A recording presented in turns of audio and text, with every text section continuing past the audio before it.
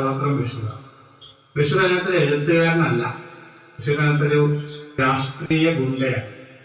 എന്ന് വെച്ചാൽ ആ കൃതി അത് വളരെ രസകരമായ ഒന്നാണ്. രസകരമെന്ന് പറയുമ്പോഴും നമുക്ക് അങ്ങനെ രസകരമായിട്ട് വായിച്ചു പോകാനൊന്നും കഴിയില്ല. ഓരോ പേജ് വായിക്കണമെങ്കിൽ ചിലപ്പോൾ 20 മിനിറ്റ് ഒക്കെ എടുത്തേക്കാം. കാരണം ഇതിന്റെ ഒരു ചരിത്രം പറഞ്ഞു പോകുന്ന ഒന്ന് ഉണ്ട്. നമുക്ക് തൊട്ടു മുമ്പ് ചർച്ച ചെയ്തത് ഈ പ്രാദേശിക ചരിത്രമാണ് ഓരോ നോവലിന്റെയും ഒരു പ്രധാനപ്പെട്ട ഘടകമെന്നാണ്.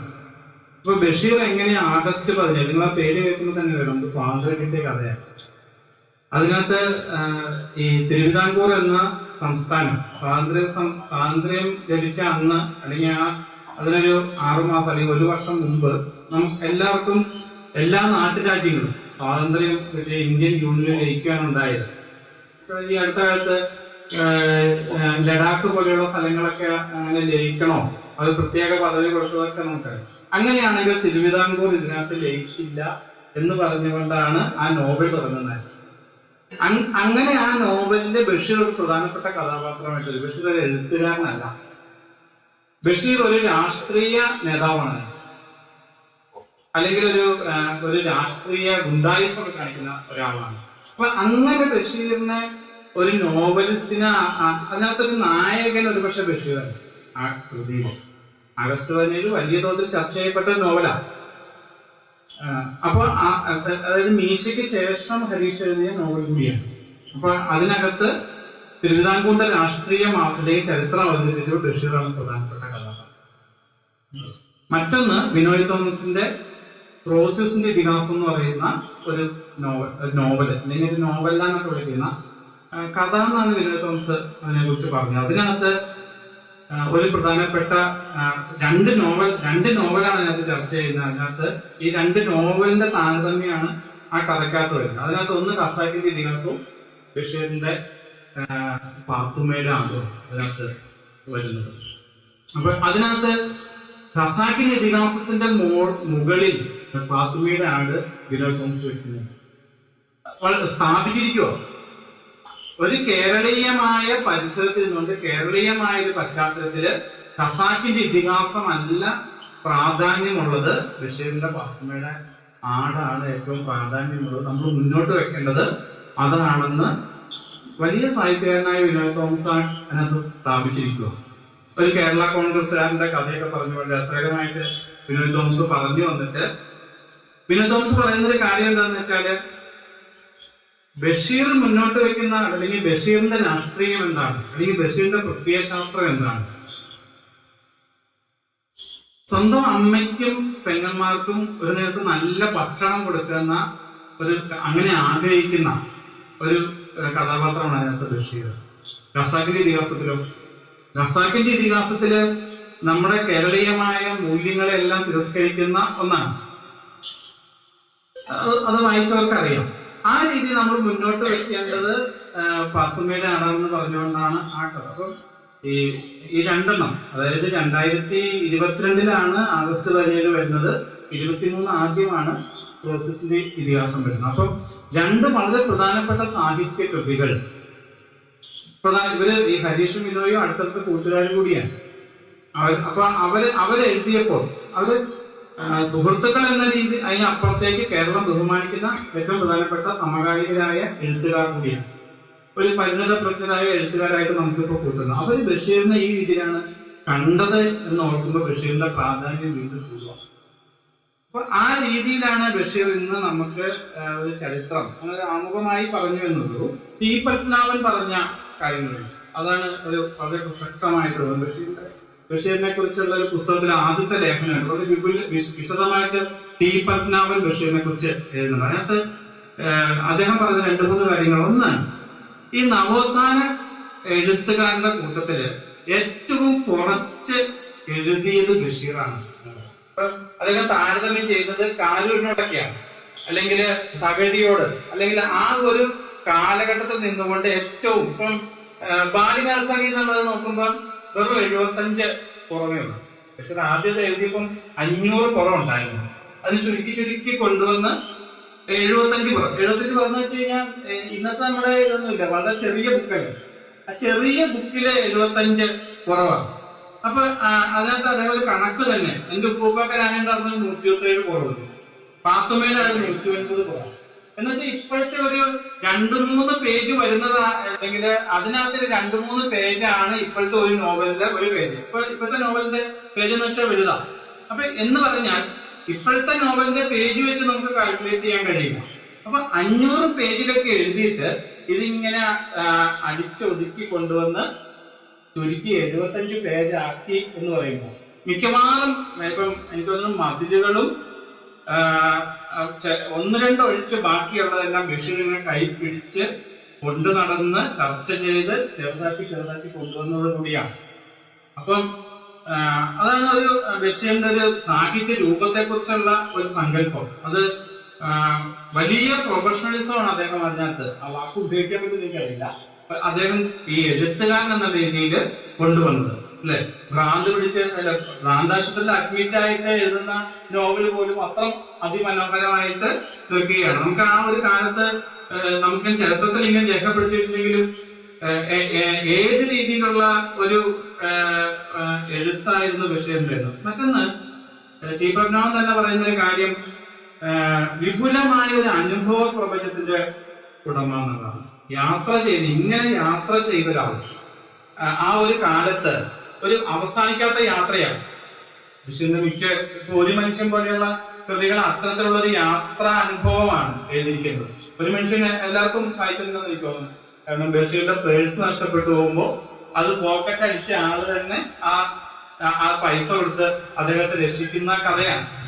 അപ്പൊ എനിക്ക് തോന്നുന്നു ഒരു പക്ഷേ ഉത്തരേന്ത്യയിൽ ജീവിച്ച ഒരാളെന്നുള്ള രീതിയിൽ ഇത് സത്യമായ ഒരു കഥയായിരിക്കും, സാധ്യത കൂടുതലാണ്. അപ്പൊ എന്താ ആ ഒരു കാലത്ത് ഇന്നിപ്പോ ഈ പോക്കറ്റ് അടിച്ച് ആളുകൾ എടുക്കാൻ പറ്റില്ലായിരുന്നു.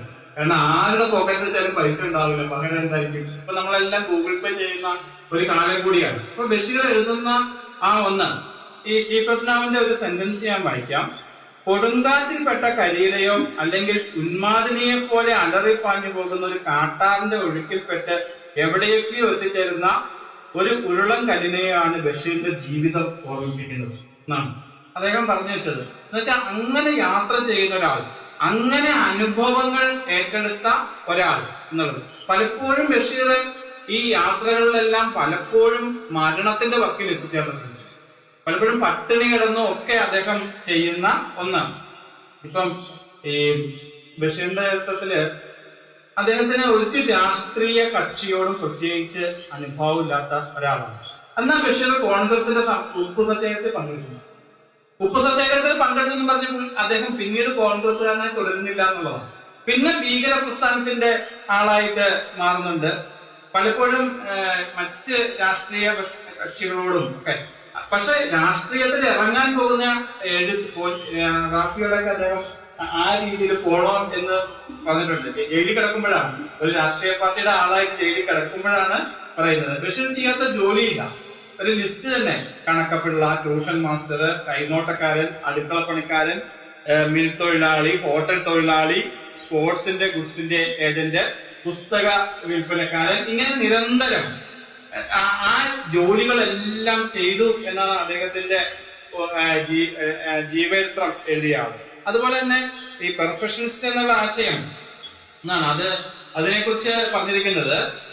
ഒരു അശുദ്ധമായ ഒരു അയിരിനെ ചൂളയിലിട്ട് ഉരുക്കി മാലിന്യങ്ങൾ നീക്കം ചെയ്ത് അമൂല്യമായ സ്വർണമാക്കി മാറ്റുന്നത് പോലെയാണ് ബഷീർ എഴുതിയത് എന്നാണ്. പക്ഷെ ആ ബഷീറിന്റെ എഴുത്തിനെ ആളുകൾ ആരും ആ രീതി കണ്ടില്ല എന്നുകൂടിയാണ്. കാരണം ഇത് വളരെ ലളിതം, ആര് വായിച്ചാലും. ചിലപ്പോ ചില സാഹിത്യകൃതികൾ, ചില പ്രസംഗങ്ങൾ നമ്മൾ കേട്ടോണ്ടിരിക്കുമ്പോൾ അത് മനസ്സിലാവണമെങ്കിൽ ശബ്ദധാരാവലികൾ കൂടെ വേണം. ബഷീറിന് ആ ഒരു പ്രശ്നമില്ല അല്ലെ. അപ്പൊ ആ രീതിയിലാണ് ബഷീർ എഴുതിപ്പോയത്. ഇതാണ് ആ ഒപ്പം തന്നെ സ്നേഹത്തിന്റെ മധുരോദാരമായ ഭാവവും അടയാളപ്പെടുത്തിയിട്ടുണ്ട്. വലിയ ഫിലോസഫി പറയുമ്പോഴും, വലിയ ദാർശനികമായ കാര്യങ്ങൾ പറയുമ്പോഴും, പ്രത്യയശാസ്ത്രപരമായി ഏത് രീതിയിൽ വായിക്കാൻ പറ്റുമ്പോഴും ബഷീറിന്റെ എഴുത്തിനെ കുറിച്ച് അങ്ങനെയും പറഞ്ഞിട്ടുണ്ട് എന്നുള്ളതാണ്. അപ്പൊ ഈ ബഷീറിനെ കുറിച്ചുള്ള ഏറ്റവും പ്രസിദ്ധമായത് ബാല്യകാലത്തേക്ക് MP പോൾ എഴുതിയ ആമുഖമാണ്. അതെന്ന് വെച്ചാല് ബാല്യകാലസഖി എന്ന ജീവിതത്തിൽ നിന്ന് വലിച്ചേന്തിയ ഏടാണ് അതിന്റെ ഭക്തി രക്തം കൊണ്ടിരിക്കുന്നത്. നമ്മളൊക്കെ എത്ര മനോഹരമായ ഒരു എഴുത്താണെന്നുള്ളതാണ്. അതുപോലും എന്ന് വെച്ചാൽ ബഷീറിനെ കുറിച്ച് എഴുതിയത് പോലും അത്ര മനോഹരമാണ്. ഒരു നോവൽ വായിക്കുമ്പോൾ അത് ജീവിതത്തിൽ നിന്ന് വലിച്ചു ചീന്തി എടുത്തതാണ് എന്നുള്ളത് അല്ലെ. ജീവിതത്തിൽ നിന്ന് ഒരു ഭാഗം ഒന്ന് വലിച്ചു ചീന്തി എടുക്കുക അല്ലെ. അങ്ങനെ എടുക്കുമ്പോൾ എന്തുണ്ടാവും, അതിനകത്ത് രക്തം പൊടിഞ്ഞിരിക്കുന്നു എന്നാണ്. അപ്പൊ അത്രയും ആണ് ബാല്യകാലസഖിയുടെ കഥ. നമുക്ക് ഓർമ്മയുണ്ട് അല്ലെ, കഥ എല്ലാവർക്കും അറിയാം. മജീദും സുഹ്റയൊക്കെ ജീവിച്ചത് ഒരുമിച്ച് ജീവിക്കുമെന്ന് കണക്കുകൂട്ടി നമ്മളെല്ലാം ഇരിക്കുന്ന സമയത്ത് സുഹ്റ മരിച്ചു അല്ലെ. അതാണ് ആ കഥയില്. അതുകൊണ്ടാണ് ഒരു പക്ഷെ എം പി പോൾ അങ്ങനെ പറഞ്ഞത്. എം പി പോൾ അത് വായിച്ചു കേട്ട് അത് പ്രസിദ്ധീകരിക്കാൻ പറയുന്നു. ബഷീർ അപ്പോഴും പ്രസിദ്ധീകരിക്കുന്നില്ല. കൊണ്ടു നടന്ന് ചുരുക്കി വീണ്ടും ഒരു 5 വർഷം കഴിഞ്ഞിട്ടാണ്. അപ്പോഴാണ് ആ ആമുഖത്തിന്റെ ഒരു പ്രസക്തി കൂടി. അപ്പൊ അതിന് മറ്റൊന്ന്, ഈ എന്റെ ഉപ്പൂപ്പാക്കലാന ഉണ്ടാകുന്നുള്ളതിന്റെ അതിനകത്തൊരു വാചകം വളരെ പ്രസക്തമാണ്. അതിനകത്താണ് അദ്ദേഹം വെളിച്ചത്തിനെന്തൊരു വെളിച്ചം എന്ന് പറഞ്ഞത്. ആ ഒരു ശ്രദ്ധേയമായ ഒന്നാണ്. അപ്പൊ അതിനകത്താണ് നിസാർ അഹമ്മദും കുഞ്ഞുപാത്തുമ്മയും ഒക്കെ അല്ലെ. അതിനകത്ത് ഈ അടുത്ത കാലത്തും ഇപ്പൊ ഈ നിലമ്പൂർ ഇലക്ഷന്റെ കാലഘട്ടത്തിലും ബഷീർ ചർച്ചയായി. എന്ന് വെച്ചാല് എങ്ങനെയാണ് മുസ്ലിം സമുദായത്തില് ബഷീറിനെ പോലെ ഒരാള് ആ സമുദായത്തെ എങ്ങനെയാണ് കണ്ടത്, എങ്ങനെയാണ് അവിടെ വിദ്യാഭ്യാസം കൊണ്ടുവന്നത്, എങ്ങനെയാണ് അയലത്ത് താമസിക്കുന്ന ഒരു സഹോദരന് എങ്ങനെയാണ് നമ്മൾ കാണേണ്ടത് എന്ന രീതിയിലുള്ള ഒരു അവതരണം ഒരുപക്ഷെ പ്രാദേശിക ചരിത്രം നമ്മൾ പഠിക്കാൻ ശ്രമിക്കുമ്പോഴും കൃത്യമായി വായിക്കപ്പെടേണ്ട ഒരു നോവലായിട്ട് അത് വരികയാണ്. അല്ലെങ്കിൽ ഇനി പറയേണ്ടത് പാത്തുമ്മയുടെ ആളെന്നുള്ള കൃതിയാണ്. അതിനകത്താണ് ബഷീർ കഥാപാത്രമായി വരുന്നു എന്ന് നമുക്കെല്ലാം അറിയാം. അദ്ദേഹം തന്നെ വരുന്നു. അദ്ദേഹത്തിന്റെ ജീവിതമാണ് എഴുതിയത്.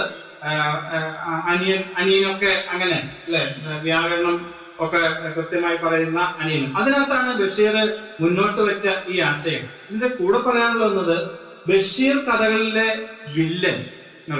ഇപ്പൊ ഏതൊരു വില്ലൻ, ഇപ്പൊ ഈ പുതിയ റാം മോഹനാനൻ, റാം കെയറോഫ് ആനന്ദിയുടെയൊക്കെ ഒരു കാലമാണ്. അല്ലെങ്കിൽ പുതിയ ഇതിനകത്ത് ഒരു ക്രൈം നോവലുകൾ വലിയ തോതില്, അല്ലെങ്കിൽ സിനിമയിലൊക്കെ ആണെങ്കിലും ക്രൈം വല്ലാതെ ഇപ്പൊ ആഘോഷിക്കപ്പെട്ട സിനിമ തുടരുമിന്റെ നമ്മള് മോഹൻലാലിനെ പോലിനേക്കാൾ കൂടുതൽ ആഘോഷിച്ചത് അറിയാം ജോർജ് സാറിന്റെ പേരിൽ ഇപ്പൊ പരസ്യമൊക്കെ വരുന്നത് അങ്ങനെയല്ലേ. പക്ഷെ ആ സിനിമയെ എടുത്തു നോക്കി നിങ്ങളൊന്ന് അതിനെ ഒന്ന് പഠിക്കുമ്പോൾ ഒരു ചെറിയ കുട്ടിക്ക് അല്ലെങ്കിൽ ഒരു ഹൈസ്കൂൾ കുട്ടിക്ക് പോലും ഈ സിനിമയിൽ നിന്ന് കാണാൻ പറ്റുമോ? എന്താണ് അതിനകത്ത് വരുന്ന ഒന്ന്? മലയാളി ആഘോഷിച്ച സിനിമയാണ്. എനിക്ക് തോന്നുന്നു എല്ലാ കളക്ഷൻ റെക്കോർഡുകളും തകർത്തുകൊണ്ട് മലയാളി പോയത് സിനിമ കൂടിയാണ്. പക്ഷെ ആ സിനിമയുടെ ഒരു നമുക്കത് ആ രീതിയിൽ എങ്ങനെ നമുക്കിത് കണ്ടിരിക്കാൻ കഴിയുന്നു എന്നുള്ളതാണ്. എനിക്ക് തോന്നുന്നു ഒരു പുസ്തകമൊന്നും വായിക്കുന്ന ആളുകൾ ഈ സിനിമ എങ്ങനെ കണ്ടിരിക്കുന്നു എനിക്ക് തോന്നുന്നില്ല. ബഷീറിന്റെ നോവലിന്റെ ഒരു പ്രധാനപ്പെട്ട പ്രത്യേകത അറിയും, അതിനകത്ത് വില്ലനില്ല. ബഷീറിന്റെ ഏതെങ്കിലും കൃതിയിൽ വില്ലനുണ്ട്? ഒരു കൃതിയിലും വില്ലനില്ല. ഇപ്പൊ ഈ സുഹറയും മജീദും തമ്മില് സ്നേഹിക്കുന്നത് ഒരുപക്ഷെ വില്ലനായിട്ട് മജീദിന്റെ അച്ഛനൊക്കെ വരാം, പക്ഷെ അദ്ദേഹം വില്ലനായിട്ട് വരുന്നില്ല. അവിടെ എല്ലാം വില്ലനല്ലെന്നറിയാവും, സാമ്പത്തിക അവസ്ഥ. കേരളത്തിന്റെ നവോത്ഥാന കാലത്തുള്ള കേരളത്തിന്റെ സമൂഹത്തിനകത്ത് ഏറ്റവും വലിയ പ്രശ്നം സാമ്പത്തികമായിരുന്നു. ഇപ്പോഴും അതുണ്ട്. ഇപ്പൊ ഇന്നിപ്പം കോട്ടയം മെഡിക്കൽ കോളേജിൽ ഒരു രോഗിയുടെ കൂട്ടിരിപ്പുകാർ മരിക്കുമ്പോൾ സാമ്പത്തിക ചർച്ച ചെയ്യുന്നു. അതല്ല എന്ന് കേരളം ഒന്നാമത്തെ മോഡൽ എന്നൊക്കെ പറയുന്നുണ്ടെങ്കിലും അതാണ് പ്രധാനപ്പെട്ട കേരളത്തിന്റെ ഒരു പ്രശ്നം. അത് തന്നെയാണ്, അല്ലെങ്കിൽ എല്ലാ ലോകത്തിന്റെയും പ്രശ്നമാണ്. ബഷീറിന്റെ കൃതികളിൽ അതിങ്ങനെ ചാലിച്ചു വെച്ചിട്ടുണ്ട്. വില്ലനായിട്ട് നിൽക്കുന്നത് ഈ സാമ്പത്തിക അവസ്ഥയാണ്. യഥാർത്ഥത്തിൽ ഒരു വീട് മുന്നോട്ട് പോകുമ്പോൾ അല്ലെങ്കിൽ ഒരു സമൂഹം മുന്നോട്ട് പോകുമ്പോൾ പ്രധാനപ്പെട്ട ഒന്നായിട്ട് അല്ലെ, നമ്മള് നാടകത്തിന്റെ ചർച്ചയില് നമ്മള് ഏറ്റവും കൂടുതൽ ചർച്ച ചെയ്യുന്നത് എന്താ? ഈ നമുക്കിത് നേരിടാൻ കഴിയുമോ അല്ലെ? പുതിയ പ്രോജക്റ്റ് വരുമ്പോ എന്നുള്ളതാണ്. എങ്ങനെ ചെയ്യുന്നത് മുന്നോട്ട് പോകുന്നത്? കൂട്ടായ്മയിലൂടെയാണ്. എല്ലാവരും കൂടി ചെയ്തുകൊണ്ടാണ് മുന്നോട്ട് പോകുന്നത്. അപ്പൊ ബഷീറിന്റെ നോവലുകളിലെ ഒരു വില്ലൻ അത് സാമ്പത്തികമാണ്. ആ ബഷീറിന് ഒരു ആഗ്രഹമുണ്ട്. ബഷീറിന്റെ കയ്യിൽ ഇങ്ങനെ ചെറിയ പൈസ പോലും ഈ സഹോദരിമാരുടെ മക്കളെല്ലാം കമ്മല് മേടിക്കാനും അല്ലെങ്കിൽ ഇങ്ങനെ പിരിവെടുത്ത് കഴിഞ്ഞ് കഴിയുമ്പോൾ യഥാർത്ഥത്തില് ബഷീറിന്റെ കയ്യിൽ ഒന്നും ഇല്ലാണ്ടായി മാറുന്നു. അവസാനം അമ്മ ഒന്ന് ചോദിക്കുമ്പോൾ കൊടുക്കാൻ ബഷീറിന്റെ കയ്യിലൊന്നുമില്ല. ബഷീർ അവിടെ നിന്ന് ഇവിടുന്ന് രക്ഷപ്പെട്ടാലെന്ന് ആലോചിക്കുന്നത്. ബഷീർ കൃത്രിമമായ ഒരു ഗൗരവത്തോടു കൂടി അവരോട് വഴക്കം നടക്കുന്നുണ്ട്. അപ്പൊ അതിനാന്ന് വെച്ചാൽ ബഷീറിന് ആ സാമ്പത്തിക അവസ്ഥയിൽ രക്ഷപ്പെടാൻ നോക്കുന്നതാണ്. അപ്പൊ എന്റെ ഉപ്പൂപ്പക്കൻ ആരുണ്ടായിരുന്നു എന്നതിനാവട്ടെ, അല്ലെങ്കിൽ ഏത് കൃതിയിലും ബഷീറിന്റെ കൃതികളില് ഈ മനുഷ്യനെ പ്രധാനമായും ആക്രമിക്കുന്ന ഈ സാമ്പത്തിക അവസ്ഥയാണ് വില്ലൻ. അല്ലാണ്ട് ഒരു കൃത്രിമമായിട്ട് ഒരു ജോർജ് സാറിനെ കൊണ്ടുവന്ന് വില്ലനായിട്ട് ബഷീർ നിർത്തുന്നില്ല. അതാണ് ബഷീറിന്റെ നോവലുകളുടെ പ്രധാനപ്പെട്ട പ്രത്യേകത. അപ്പൊ അത് സമൂഹത്തിൽ നിന്ന് വലിച്ചു ചീന്തി എടുക്കുന്നത് തന്നെയാണ്, അല്ലെ? ഞാൻ ഒരു കാര്യം കൂടി പറഞ്ഞുകൊണ്ട് അവസാനിപ്പിക്കാം. അത് രണ്ട് കൃതികൾ, എനിക്ക് ഏറ്റവും ഇഷ്ടപ്പെട്ട രണ്ട് കൃതികൾ. ഒന്ന് ഈ വിശ്വവിഖ്യാതമായ മൂക്കം. അതും കൂടി പറയാതെ നമുക്ക് ബഷീർ കൃത്യമായ രാഷ്ട്രീയം പറയുന്ന ഒന്നാണ്. ഞാൻ ആദ്യം തന്നെ സൂചിപ്പിച്ചു, ബഷീർ ഒരു രാഷ്ട്രീയ പാർട്ടിയുടെ ആളായിട്ട് ഇരുന്നില്ല. കോൺഗ്രസ് ഉപ്പു സത്യാഗ്രഹം നടത്തുന്ന സമയത്ത് ബഷീർ അതിനകത്ത് ചാടുന്നുണ്ട്. ഗാന്ധിജിയെ തൊട്ട കാര്യം ബഷീർ കഥയായിട്ട് എഴുതുന്നുണ്ട്, അല്ലെങ്കിൽ ഗാന്ധിജിയെ അത്രമേൽ ബഷീർ എഴുതുന്നുണ്ട്. നമ്മുടെ എം എ ബേബി ബഷീറിനെ കുറിച്ച് ലേഖനം എഴുതിയപ്പം സാഹിത്യത്തിലെ ഗാന്ധിജി എന്നാണ് ബഷീർ പറഞ്ഞത്. അത്രമേൽ പ്രസക്തമാണ്. എന്നാൽ ഈ നമ്മുടെ വിശ്വവിഖ്യാതമായ മൂക്കിലോ ഇങ്ങനെ മൂക്ക് വളരുന്നു. അപ്പോഴത്തേക്കും രാഷ്ട്രീയ കക്ഷികൾ എങ്ങനെയാണ് അതിനെ ഉപയോഗിക്കാൻ കഴിയുന്നു?